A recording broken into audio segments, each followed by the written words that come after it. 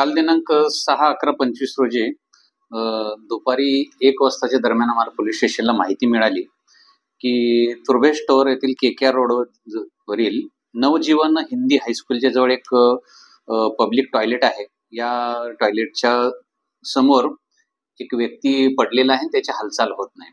तत्काळ मी स्वतः त्या ठिकाणी आणि माझ्या स्टाफ सोबत आम्ही भेट दिली. तर तो जो व्यक्ती होता तो सुधाकर शेषराव पाटोळे, वय 34 वर्ष, बिगारी काम करणारा आहे. तोही तुर्भे स्टोअर या ठिकाणी राहतो.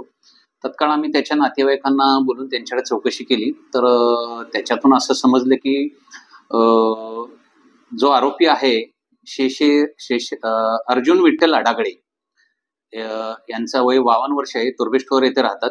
त्यांचा मोबाईल चोरीला गेलेला होता आणि त्या मोबाईल चोरल्याबद्दल ह्या माहिताच्यावर त्यांनी संशय व्यक्त केला होता आणि त्या संशयातून त्यांनी काल सकाळी 7 वाजताच्या दरम्यान त्यांचा दुसरा जो साथीदार आहे, आरोपी क्रमांक 2, जो विधान मंडलला 48 वर्षाचा आहे, या दोघांनी त्याला त्या सार्वजनिक टॉयलेटच्या वरती, टेरेसवरती नेऊन मारहाण केलेली आहे आणि त्या मारहाण केल्यानंतर त्याला खाली टॉयलेटच्या समोर आणून ठेवलेलं होतं आणि त्या मारहाणीतच त्याचा मृत्यू झालेला अशी ती FIR दाखल केली आणि आम्ही त्यानंतर या 2 आरोपींना ताब्यात घेतलं. आजूबाजूचे साक्षीदार तपासले. या दोघांची नावं त्याच्यामध्ये निष्पन्न झालेली आहेत आणि त्यांना काल रात्री अटक केलेली आहे. आज न्यायालयासमोर हजर केलं असता त्यांना 10 तारखेपर्यंत पोलीस कस्टडी रिमांड मंजूर झालेली आहे.